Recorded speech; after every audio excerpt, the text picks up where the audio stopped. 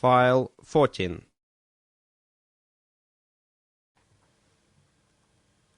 Chapter 8. Sleep would not come. It was not because I was proud of my travels and excited about having been around the big world to China, and feeling contemptuous of Bartel Sperling, the traveller, as he called himself, and looked down upon us others because he had been to Vienna once, and was the only Eseldorf boy who had made such a journey, and seen the world's wonders. At another time that would have kept me awake, but it did not affect me now. No, my mind was filled with Nikolaus. My thoughts ran upon him only, and the good days we had seen together at romps and frolics in the woods and the fields, and the river in the long summer days, and skating and sliding in the winter, when our parents thought we were at school.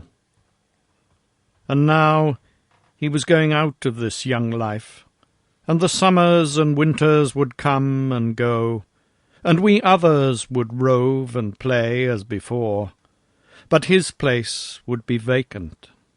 We should see him no more.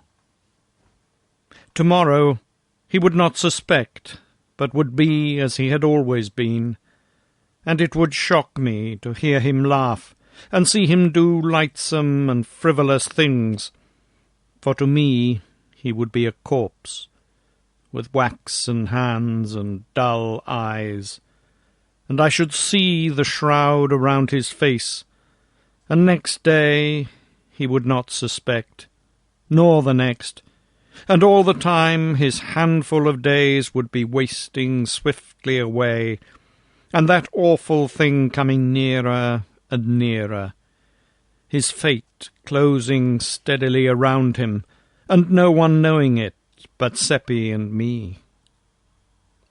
12 days. Only 12 days. It was awful to think of. I noticed that in my thoughts I was not calling him by his familiar names, Nick and Nicky, but was speaking of him by his full name, and reverently, as one speaks of the dead. Also, as incident after incident of our comradeship came thronging into my mind out of the past, I noticed that they were mainly cases where I had wronged him, or hurt him, and they rebuked me and reproached me, and my heart was wrung with remorse, just as it is when we remember our unkindnesses to friends who have passed beyond the veil, and we wish we could have them back again, if only for a moment, so that we could go on our knees to them and say, "Have pity and forgive."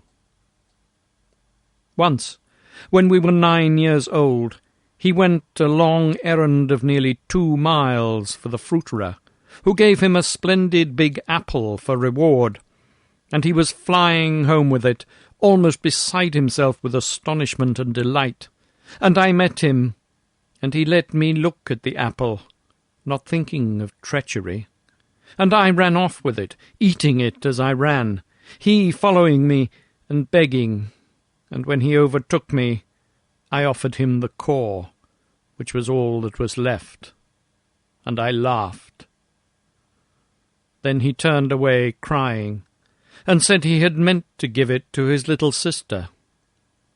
That smote me, for she was slowly getting well of a sickness, and it would have been a proud moment for him to see her joy and surprise, and have her caresses. But I was ashamed to say I was ashamed, and only said something rude and mean, to pretend I did not care, and he made no reply in words, but there was a wounded look in his face as he turned away toward his home, which rose before me many times in after years, in the night, and reproached me and made me ashamed again. It had grown dim in my mind by and by. Then it disappeared, but it was back now, and not dim. Once, at school, when we were 11, I upset my ink and spoiled 4 copybooks, and was in danger of severe punishment. But I put it upon him, and he got the whipping. And only last year I had cheated him in a trade, giving him a large fish-hook, which was partly broken through, for 3 small sound ones. The first fish he caught broke the hook, but he did not know I was blamable, and he refused to take back one of the small hooks, which my conscience forced me to offer him, but said, "A trade's a trade. The hook was bad, but that was not your fault." No, I could not sleep. These little shabby wrongs upbraided me and tortured me, and with a pain much sharper than one feels when the wrongs have been done to the living. Nicholas was living, but no matter. He was to me as one already dead. The wind was still moaning about the eaves, the rain still pattering upon the panes. In the morning I sought out Seppi and told him. It was down by the river. His lips moved, but he did not say anything. He only looked dazed and stunned, and his face turned very white. He stood like that a few moments, the tears welling into his eyes. Then he turned away, and I locked my arm in his, and we walked along, thinking, but not speaking. We crossed the bridge, and wandered through the meadows and up among the hills and the woods, and at last the talk came and flowed freely, and it was all about Nicholas, and was a recalling of the life we had lived with him. And every now and then Seppi said, as if to himself, 12 days, less than 12 days. We said we must be with him all the time. We must have all of him we could. The days were precious now. Yet we did not go to seek him. It would be like meeting the dead, and we were afraid. We did not say it, but that was what we were feeling. And so it gave us a shock when we turned a curve and came upon Nicholas face to face. He shouted gaily, "Hi, hi! What's the matter? Have you seen a ghost?" We couldn't speak, but there was no occasion. He was willing to talk for us all, for he had just seen Satan, and was in high spirits about it. Satan had told him about our trip to China, and he had begged Satan to take him on a journey, and Satan had promised. It was to be a far journey, and wonderful and beautiful, and Nicholas had begged him to take us too, but he said no. He would take us some day, maybe, but not now. Satan would come for him on the 13th, and Nicholas was already counting the hours. He was so impatient. That was the fatal day. We were already counting the hours, too. We wandered many a mile, always following paths which had been our favourites from the days when we were little, and always we talked about the old times. All the blitheness was with Nicholas. We others could not shake off our depression. Our tone towards Nicholas was so strangely gentle and tender and yearning that he noticed it and was pleased, and we were constantly doing him deferential little offices of courtesy and saying, "Wait, let me do that for you." And that pleased him too. I gave him 7 fish-hooks, all I had, and made him take them, and Seppi gave him his new knife and a humming top painted red and yellow, atonements for swindles practised upon him formerly, as I learned later, and probably no longer remembered by Nicholas now.